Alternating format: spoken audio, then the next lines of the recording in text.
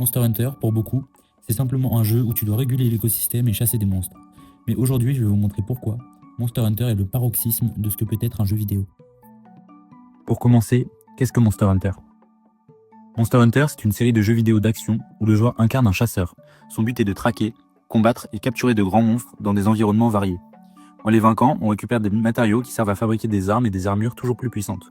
Le jeu repose beaucoup sur la préparation et la connaissance des monstres, souvent en coopération avec d'autres joueurs. Certains préfèrent le faire seul, néanmoins il représente un défi que beaucoup ne peuvent pas faire. Monster Hunter se distingue par son bestiaire, ses combats exigeants Et sa progression basée sur l'équipement plutôt que sur le niveau du personnage. Puis je vais parler uniquement de l'avant-dernier opus de la licence Monster Hunter World et son DLC Iceborne. Pour noter ce jeu, je vais m'étendre sur les points les plus importants pour un jeu vidéo, l'histoire, les graphismes, et pour finir, l'environnement et le bestiaire. Dans Monster Hunter World, le joueur incarne un chasseur envoyé dans le Nouveau Monde, un continent encore inexploré. La commission de recherche étudie un phénomène mystérieux, des monstres anciens traversent l'océan lors d'un événement appelé la traversée des anciens.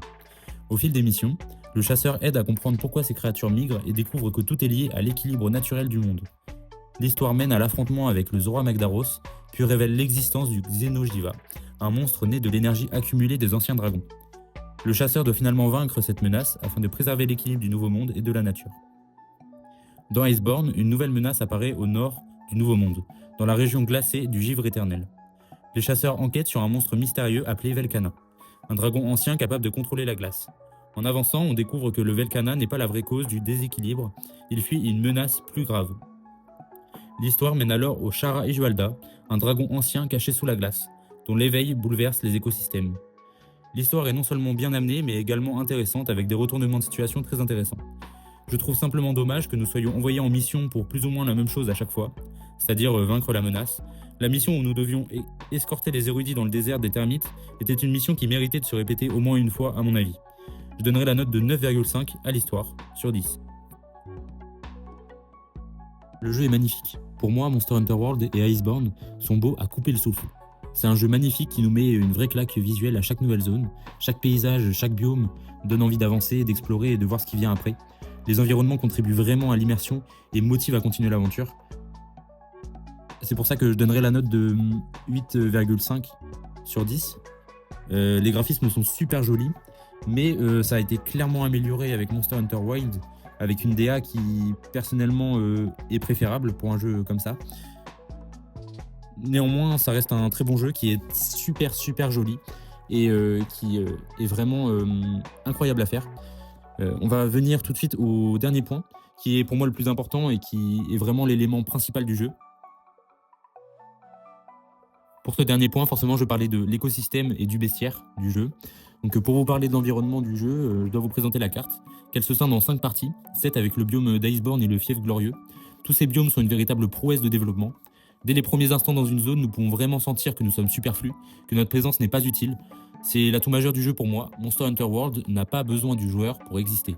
C'est fou quand même. Tout au long du jeu, une chaîne alimentaire se met en place. Le délire est tellement poussé loin que les cadavres de monstres ne disposent pas comme ça. Il y a des oiseaux qui ont été codés exprès pour venir dévorer la carcasse dès que le joueur a récupéré les composants. On est vraiment dans une immersion totale. Je trouve ça incroyable. Et ça, c'est observable dès le début du jeu. En nous engouffrant dans les biomes, il y a des créatures bien plus intéressantes qui s'y cachent. Parce que si Monster Hunter s'appelle Monster Hunter, c'est pas pour rien. Les monstres dans Monster Hunter, il y en a des centaines. Des singes, des dragons, il y a même des licornes. Il y a, comme pour les dinosaures dans notre monde, des dizaines de sous-espèces et de familles.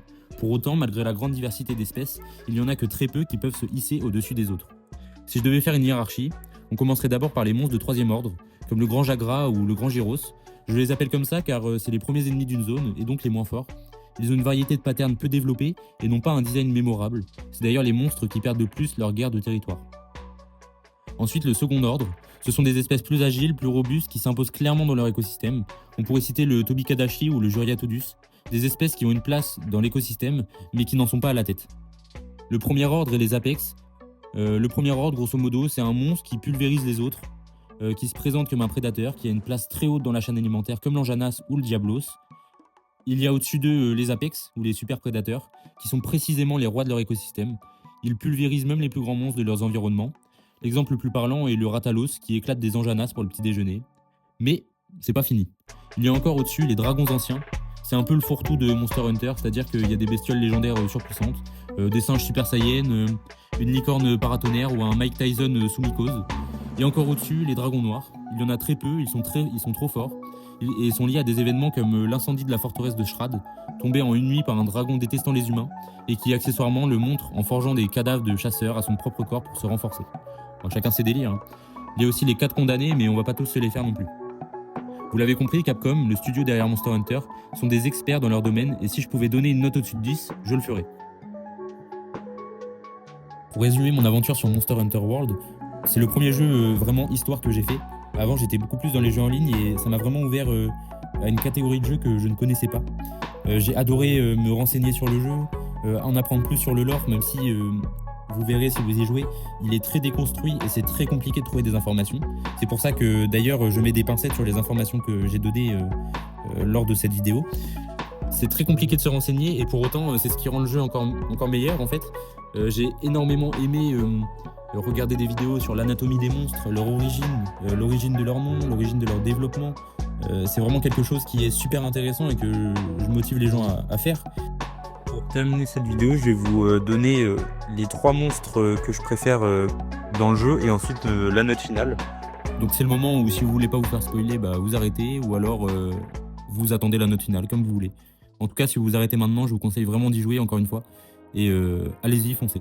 Alors il faut savoir que pour mes monstres préférés, je suis absolument pas original. C'est-à-dire que j'ai 3 monstres vraiment préférés qui sont au-dessus du lot. Et c'est sûrement ceux de beaucoup de gens.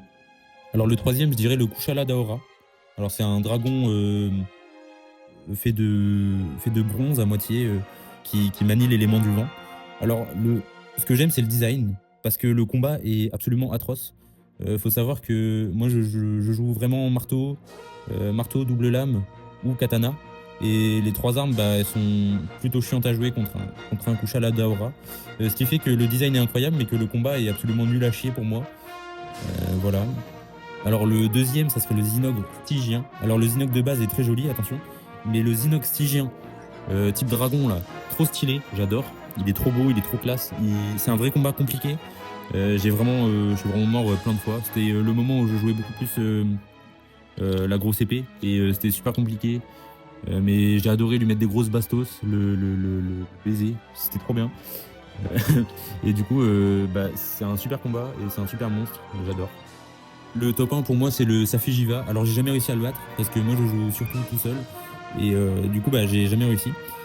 Mais c'est un boss qui est super classe, qui est super fort, qui est super puissant, qui vraiment est la personnification du dragon de base. Mais en même temps est super classe. C'est un monstre titanesque qui est super dur à battre. Et vous avez juste à marquer sur TikTok ou en barre de recherche Saphir de l'Empereur et vous comprendrez pourquoi c'est le monstre le plus stylé du jeu. Il a l'attaque ultime, l'attaque signature la plus belle du jeu, la plus stylée, la plus forte, tout ce que vous voulez. J'adore ce monstre et je suis pressé de le réaffronter d'ailleurs. Concernant la note finale, on est sur un bon 9,5. C'est un très bon jeu hein, qui mérite clairement cette note. J'attends beaucoup de Wild que j'ai pas encore pu tester. Mais je pense que ça sera un jeu que je vais beaucoup aimer faire. J'ai aucun doute en Capcom pour faire des jeux Monster Hunter car ils sont beaucoup trop forts. Et donc voilà, je vous motive à y jouer. J'espère que cette vidéo sera vue, sera entendue et que vous passerez à la caisse en fait. Parce que c'est un jeu qui le mérite. C'est un jeu qui mérite une meilleure communauté, c'est un jeu qui mérite un succès phénoménal. C'est un jeu qui m'a fait passer par tous les sentiments. La haine, la rage, la joie, la peur, la tristesse, tout ce que vous voulez. C'est un jeu qui fait beaucoup ressentir, qui est très compliqué à faire, qui, au niveau du platine, pour les gens à qui ça intéresse, c'est au moins 300 heures de jeu, je dirais, pas loin. C'est un jeu titanesque, c'est un jeu qui nécessite un investissement, mais une fois qu'on est dedans, on peut pas s'arrêter. Et c'est ce qui rend le jeu aussi bien, finalement.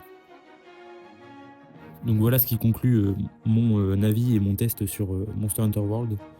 Donc pour résumer, c'est un jeu que je conseille parce qu'il est magnifique. Les boss sont super forts, tout ça. Si la vidéo vous a plu, n'hésitez pas à vous abonner. C'est la première vidéo que je fais, il y en aura sûrement d'autres. Est-ce que ce sera du gameplay? Est-ce que ce sera une vidéo avis comme celle-là? Je ne sais pas encore.